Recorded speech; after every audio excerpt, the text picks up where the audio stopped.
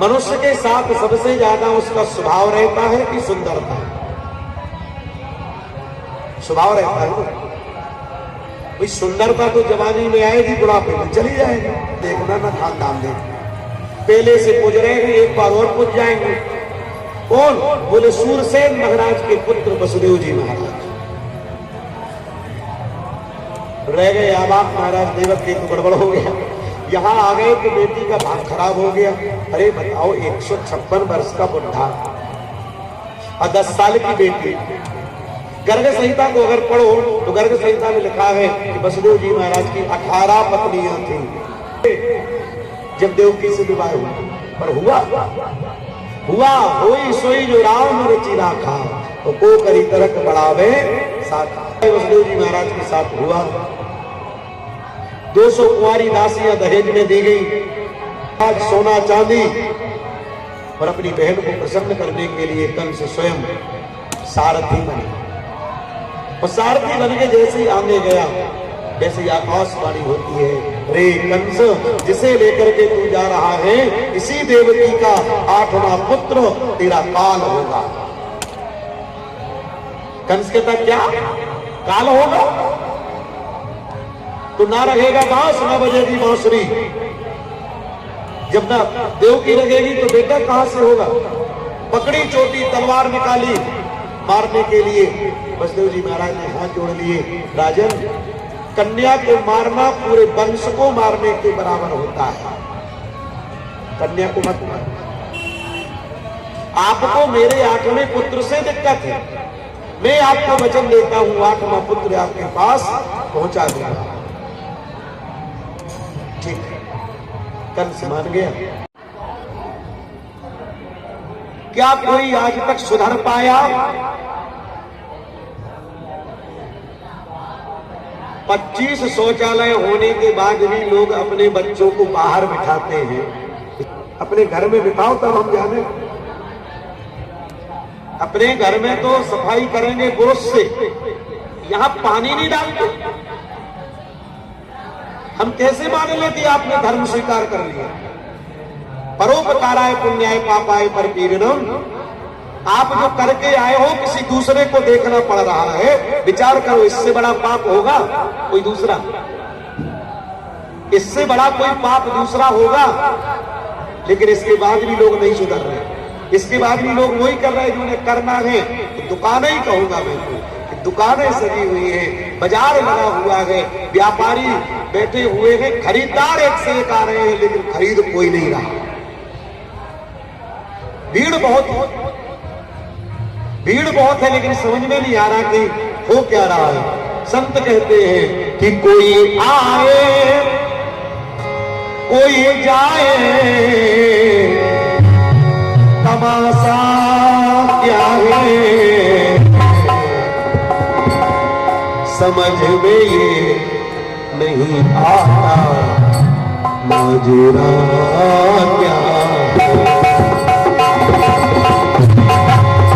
समझ में ये नहीं आता, माजरा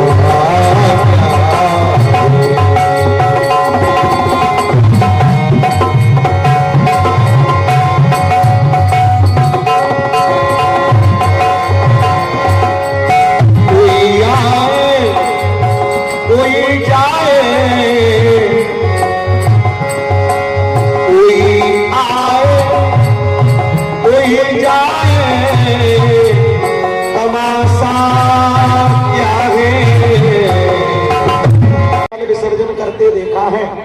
और आपने तो देखा ही होगा,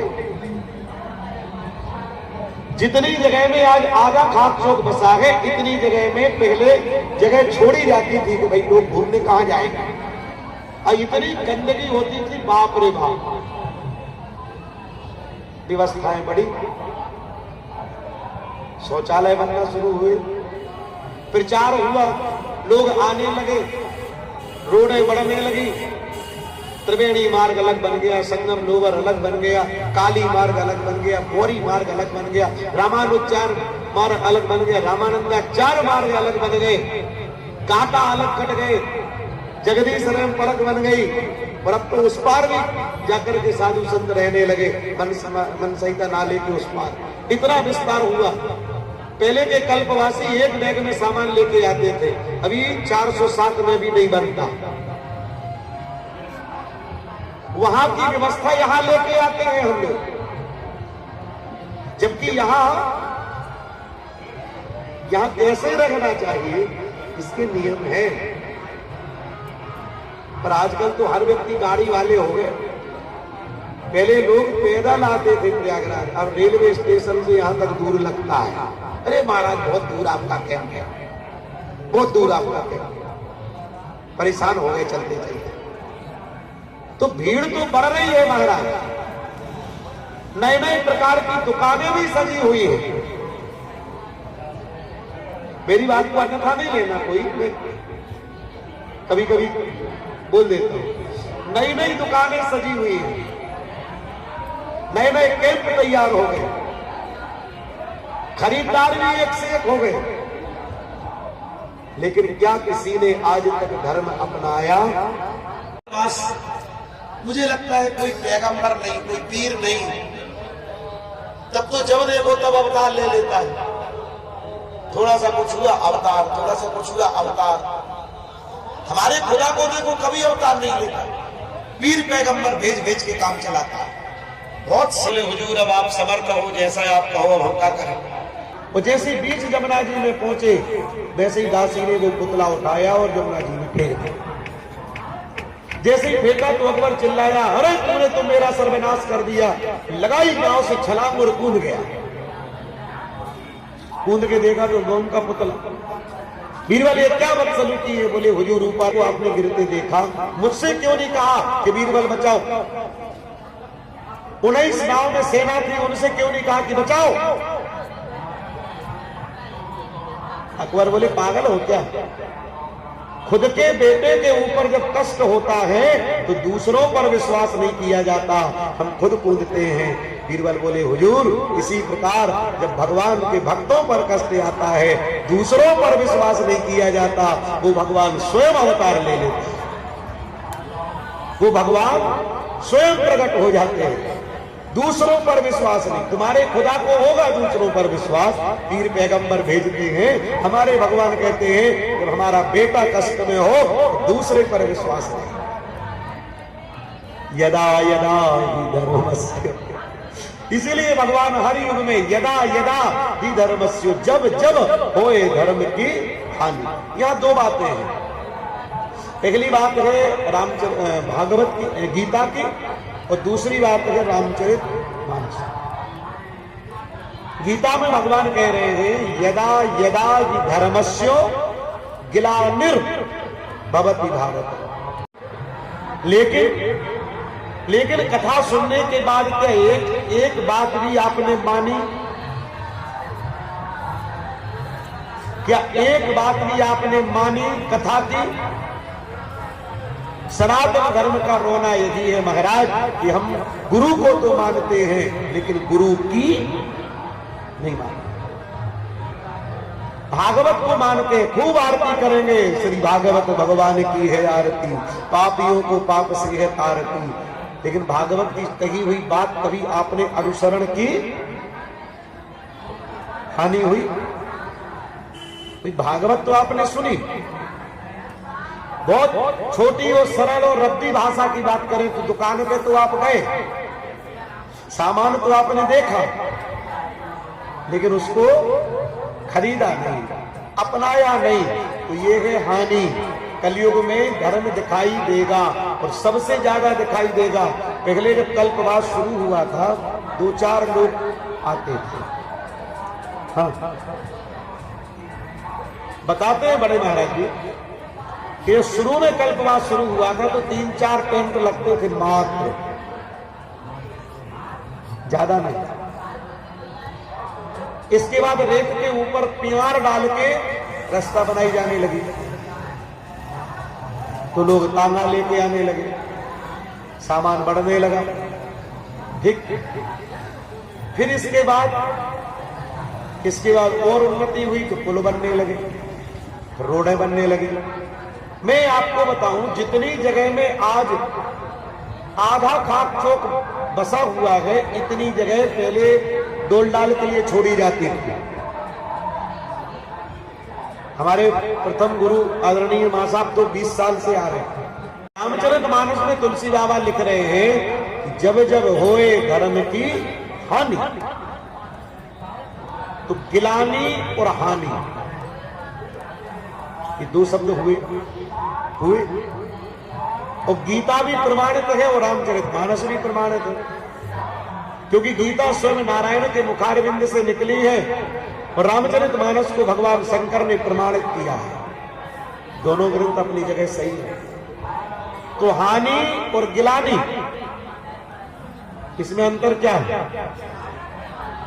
एक सरल भाषा में आपको समझाऊं। आप किसी दुकान पर गए,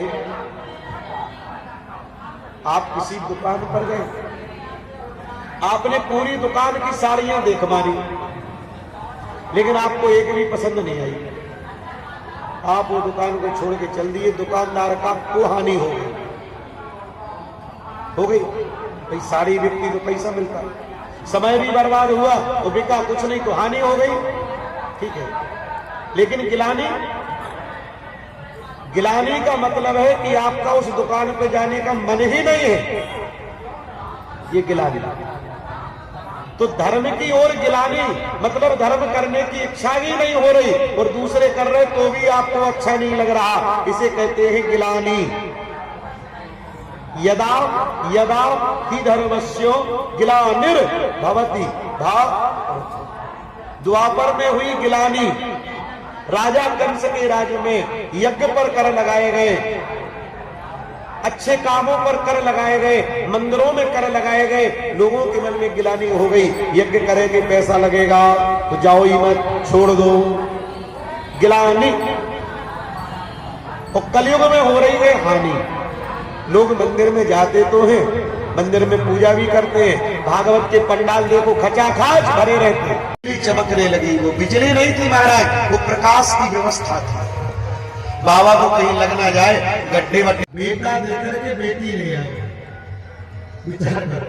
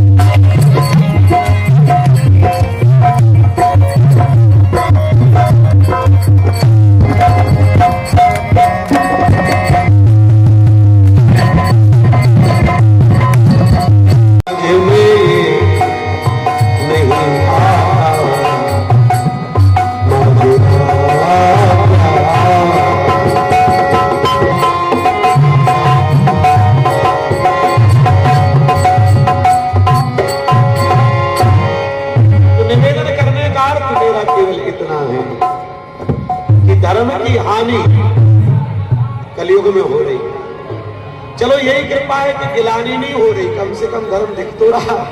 ये बताओ, चिंता को त्यागो, हे धरती धीरज रखो, मैं आऊंगा और तुम्हारा भार नष्ट कर जाओ। धरती अपने स्थान पर आ गई। बहने कंसा, कंसवती, कंका, सरभू और राष्ट्रपाली, इन पांचों के विवाह हो चुके हैं। ठीक।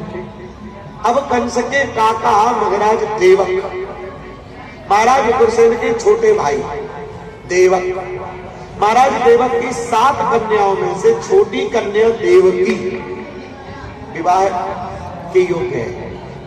वो देवकी के गर्भ से ही भगवान का आगमन होगा। इसके बगैर कोई भी व्यक्ति अपनी बेटी का दान नहीं करेगा।